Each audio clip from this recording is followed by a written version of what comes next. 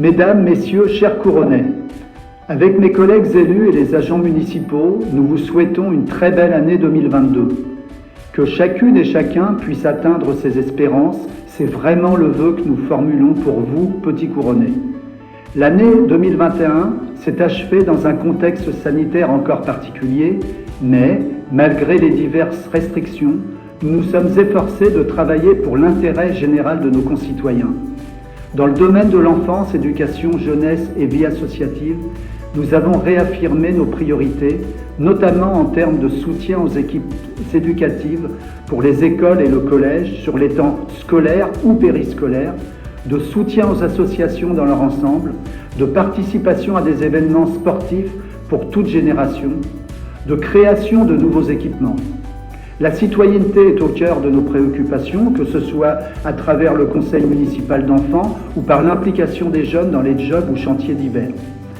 Pour améliorer notre cadre de vie, nous avons travaillé avec la métropole pour sécuriser nos routes, avec la police municipale pour faire de la pédagogie et en même temps sanctionner des comportements irresponsables. Cette police municipale est plus visible, plus présente, plus à l'écoute des petits Couronnais et des commerçants. Nous avons en permanence le souci des économies d'énergie lors de toutes nos rénovations. Nous avons optimisé le tri des déchets dans nos bâtiments municipaux et avons adhéré à la limitation de l'éclairage dans un souci de respect de l'écosystème. Dans le même esprit, nous avons mis en place un éco-pâturage sur le Merlon Sud 3 en collaboration avec un éleveur local. Parmi les divers travaux, on peut citer la reconstruction de la chaumière qui sera sans chaume car trop exposé et plus coûteux, mais qui est un des symboles de notre ville. Enfin, la dépollution de la nappe phréatique qui se poursuit depuis 3 décennies nous laisse penser qu'une fin pourrait intervenir dans 3 ou 4 ans. Dans le secteur du logement, nous avons mis en place le permis de louer qui garantit la relocation d'appartements ou de maisons en état correct et en toute sécurité afin de lutter contre l'habitat indigne.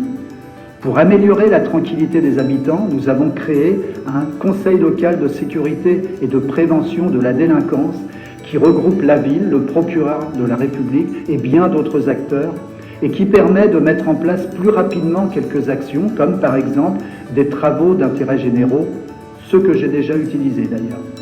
En ce qui concerne la santé, nous soutenons toujours un projet privé de maison médicale qui pourrait attirer des médecins. Enfin, nous continuons de prendre soin de nos anciens à travers diverses actions en leur faveur. Dans le domaine de la proximité et de l'animation, nous avons pu, là encore, malgré les fortes contraintes, organiser des actions vers les enfants. Animation de Noël, distribution des chocolats, même si la chasse aux œufs a dû être annulée, Halloween et bien d'autres encore. Un salon artistique virtuel a pu être imaginé afin de faire découvrir des talents. La foire aux livres a été organisée, la fête d'automne a pu se tenir malgré des conditions météo épouvantables. Aussi, la grande expo sur le port a séduit beaucoup de visiteurs. Enfin, je rappelle la gratuité totale de la médiathèque depuis janvier 2021 et l'arrivée d'un conseiller numérique qui vous répond et vous aide gratuitement pour tous les tracas ou questions informatiques. En ce qui concerne la culture, nous avons pu voir des spectacles de plein air dans différents quartiers en collaboration avec la métropole, des spectacles spécifiques pour les scolaires, des spectacles tout public avec des focus particuliers comme par exemple la différence. Nous avons pu organiser une archifête pour toute la population malgré là encore des contraintes imposées. Enfin, il faut souligner l'implication active et remarquable de Comédie Amuse qui fait rayonner la ville avec des acteurs de générations différentes. Enfin, dans le domaine du développement économique, le feu vert a été donné par l'État en mars et suite à ma signature du permis de construire pour l'aménagement d'une plateforme logistique de e-commerce. Malheureusement, des associations anti-Amazon bloquent le projet à cause de recours qu'elles ont portés sur le permis de construire. Laissons la justice faire son travail, je ne doute pas de l'issue car aucun argument ne sera à mon avis recevable. Mais en attendant, des centaines d'emplois n'arrivent pas sur notre territoire. Chacun devra prendre ses responsabilités et assumer les conséquences éventuelles. En tout cas, mon équipe municipale et moi-même avons toujours fait et ferons toujours le choix de l'emploi pour les petits Couronnais. Mais outre cette grande plateforme, d'autres entreprises vont s'implanter sur le site de l'ancienne raffinerie, comme Chronopost, Postimo, etc. On peut déjà compter aujourd'hui environ 350 emplois sur le site dans son ensemble. Autre projet soutenu activement par la ville, Territoire zéro chômeur de longue durée. C'est un dispositif qui peut permettre de ramener à l'emploi les plus éloignés du monde du travail.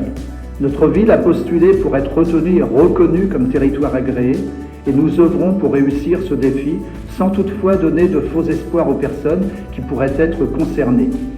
Enfin, grâce à un développement économique dynamique, nous croyons à un futur développement commercial. Un des symboles visibles depuis quelques semaines est la mise en place du marché semi-nocturne qui attire commerçants et petits couronnais et qui crée une vie sociale sur la place, encouragée par des animations variées. Soutenons nos commerçants et artisans locaux, favorisons le commerce et l'artisanat local. 2021 aura vu aussi la réouverture de la piscine avec une archipel rénovée et des animations modernes. Beaucoup de choses restent encore à faire. 2022 verra l'ouverture du nouveau poste de police municipale rue Aristide-Briand, le début de la rénovation complète de la salle de sport Boudouenne, l'amorce des travaux du parvis de la mairie où seront proposés 30 logements en accession à la propriété face à la mairie, la fin des travaux de réfection de la rue Pierre-Corneille et le réaménagement des abords de l'église. Aussi, une opération de propreté sur la ville sera proposée à des habitants volontaires. Les actions s'intensifieront contre le gaspillage alimentaire dans les cantines. Dans le domaine scolaire et de la jeunesse, nous étudierons les pistes recommandées par l'audit réalisé afin de proposer des services adaptés aux enfants et aux familles. Nous maintiendrons notre vigilance sur la mixité dans les logements de la commune, sur le cadre de vie et la tranquillité de nos concitoyens. Mon équipe et moi-même et les agents de la ville sommes tous motivés pour tenir nos engagements afin d'assurer le bien-être de chacun dans l'intérêt général. Bonne année à toutes et à tous.